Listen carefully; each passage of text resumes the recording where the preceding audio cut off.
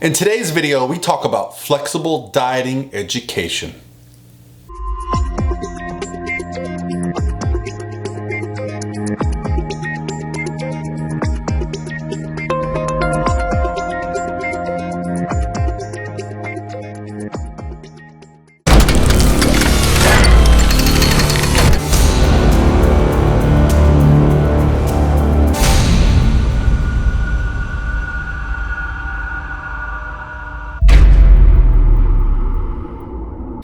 Hey guys, what is going on? It's Paul Revelia from ProPhysique.com coming to you on Wednesday afternoon.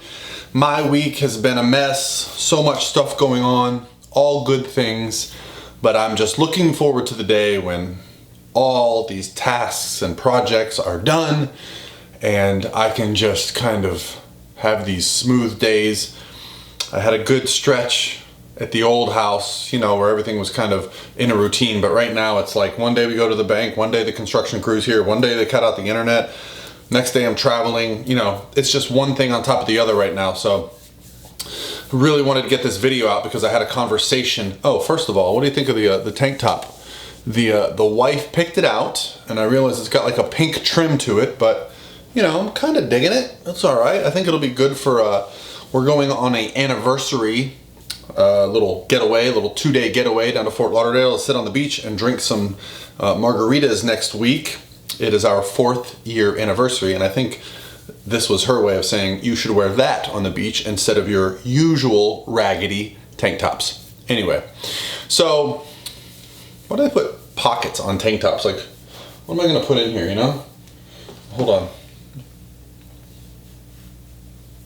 It's not bad at all. Place to hold my phone. Anyway, today's video topic is going to be about food education, and here's why. Because even with the prevalence of the flexible dieting kind of revolution that's currently happening, there's still a huge disconnect between what flexible dieting means and what flexible dieting should look like in practice.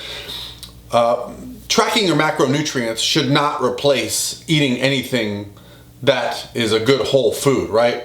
I think it's a very common misconception. You know, I've seen some really cool things like the McDonald's diet. If you guys aren't familiar, it was a nutrition teacher in high school who basically went on a fat loss diet, and his students were required to select all his foods, but they had to do it at McDonald's.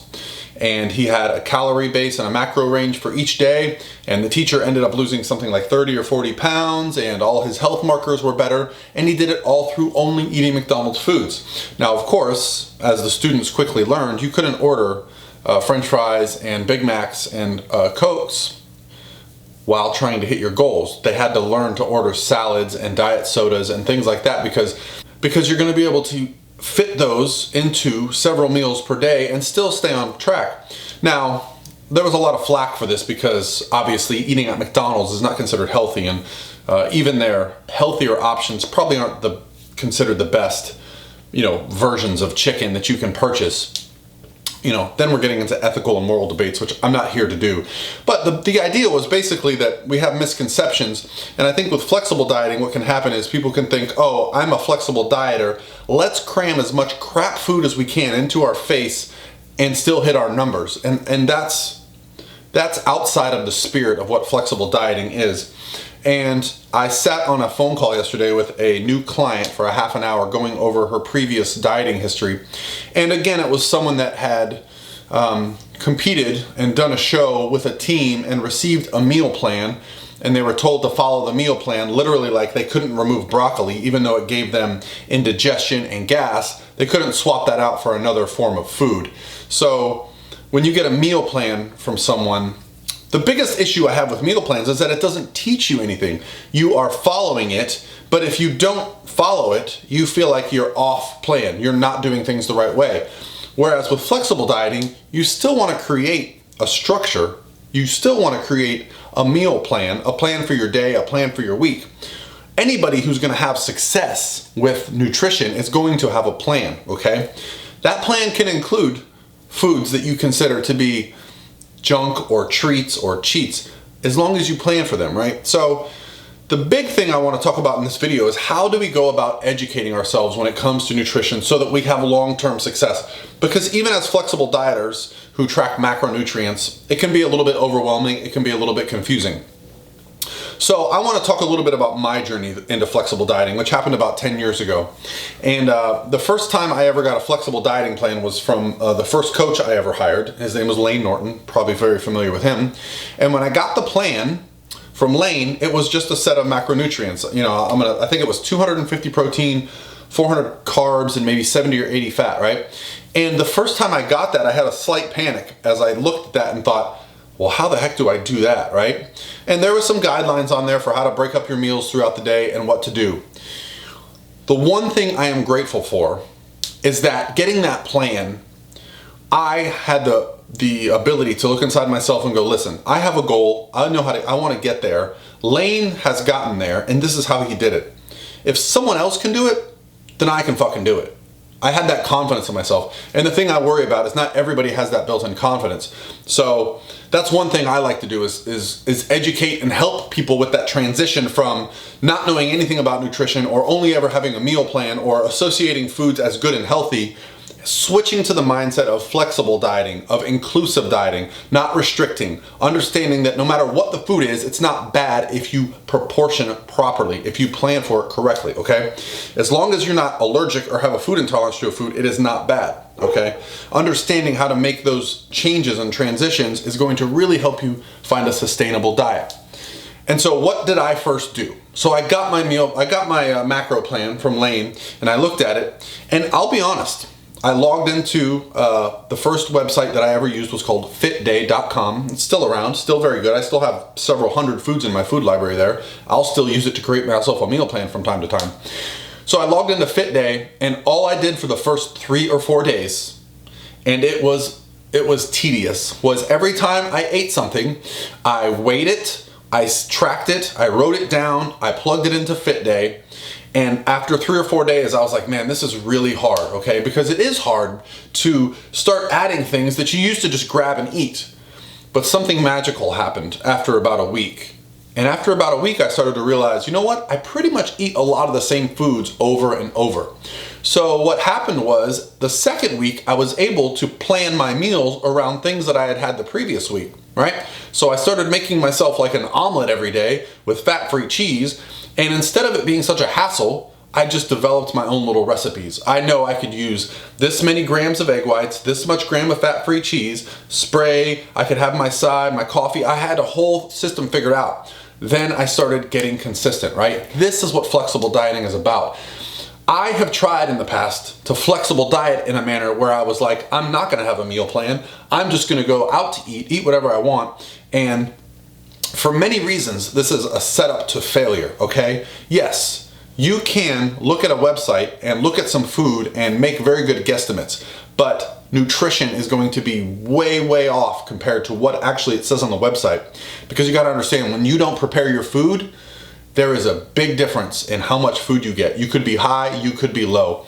Years ago, there was a video by Casey Neistat where he actually took foods in the New York area that were labeled healthy and took them to a calorimeter, I believe it's called, and he put them in. I'll link the video below. It's a really cool video. So he went around, got the food labels, wrote down the calories on them, put them in the calorimeter, and then it actually broke down the food and told how much calories, and the differences were quite drastic in some of the foods. And one of the things was a Chipotle bowl, one of them was a Subway sub, and another was a sandwich from like a convenience store that was considered healthy. Maybe it was a muffin, but you guys can watch the video.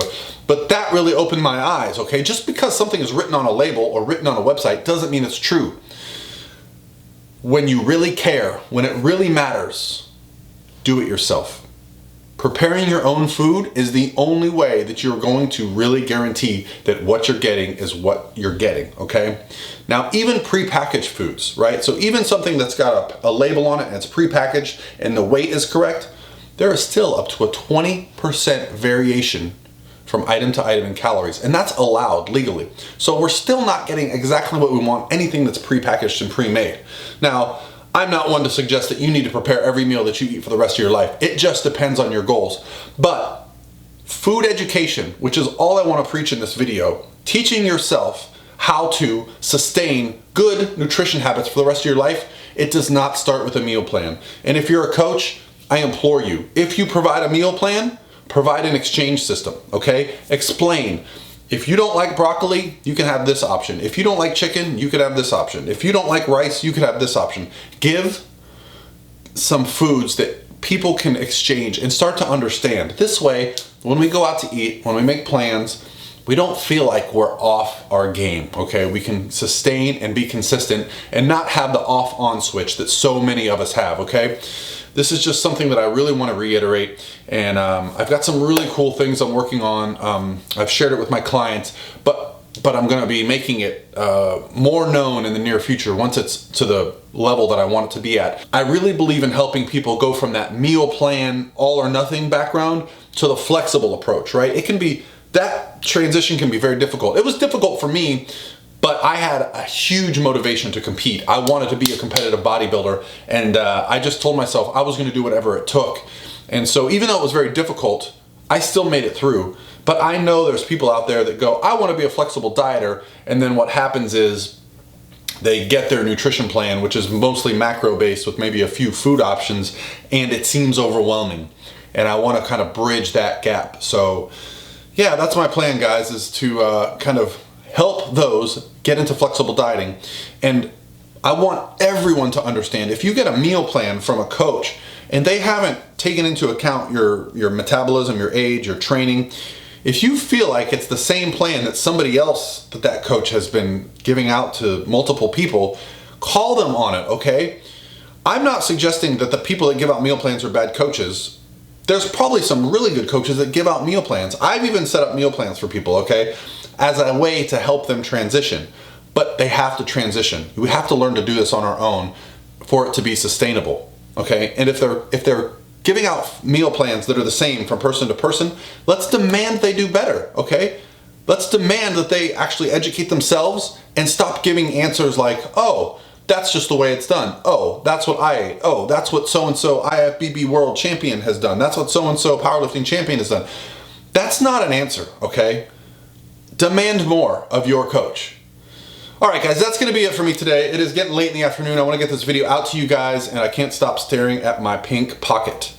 So look for me on the beach of Fort Lauderdale next week.